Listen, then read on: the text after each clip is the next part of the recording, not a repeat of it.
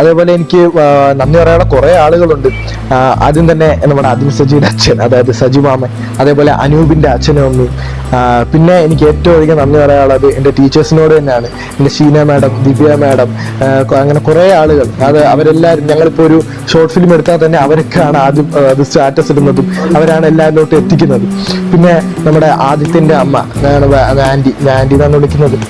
അപ്പോൾ ആ വീട്ടിലോട്ടൊക്കെ നമ്മൾ കയറി ചെല്ലുമ്പോൾ നമുക്ക് ആ കിട്ടുന്ന സപ്പോർട്ടും ആദിത്യനിലോട്ടൊക്കെ അവരുടെ ഒരു സപ്പോർട്ട്, അതൊക്കെ നമുക്ക് കൂടുതലധികം ഊർജ്ജമാണ്. അതേപോലെ നമ്മൾ ഇപ്പം ഷൂട്ട് ചെയ്യുന്നതാണ് എല്ലാത്തിനും നമ്മുടെ ജോർജന്റെ അമ്മ, എല്ലാവരും, ജോർജന്റെ വീട്ടിലുള്ള എല്ലാവരും, അതേപോലെ ആദിത്യന്റെ വീട്ടിലുള്ള എല്ലാവരും നമുക്ക് വളരെയധികം സ്വീകാര്യതയാണ് തരുന്നത്.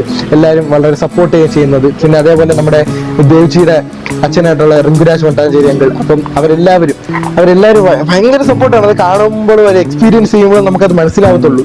അത് ഞാൻ ഇതിലോട്ട് ഇറങ്ങി കഴിയുമ്പോഴാണ് അതെല്ലാം നമുക്ക് എക്സ്പീരിയൻസ് ചെയ്യാൻ പറ്റുന്നത്.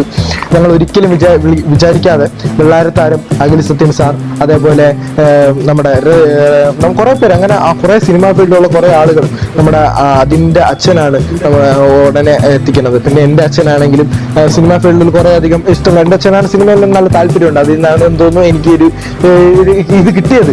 എനിക്ക് സത്യം പറഞ്ഞാൽ ഞാൻ സിനിമ എന്ന് എനിക്കപ്പോൾ അറിയില്ല. അങ്ങനെ പതുക്കെ ഞാൻ ഗ്രോ ചെയ്ത് തന്നെയാണ്. എൻ്റെ വീട്ടുകാരാണെങ്കിലും നല്ല സപ്പോർട്ടാണ്, അവരെല്ലാത്തിനും കൂടെ ഉണ്ടായിട്ടുണ്ട്. അപ്പം ഇതിങ്ങനെ ഇപ്പം ഞാൻ ഇരിക്കുന്നുണ്ടെങ്കിൽ അവരുടെ സപ്പോർട്ട് എല്ലാവർക്കും അറിയാമായിരിക്കുമല്ലോ.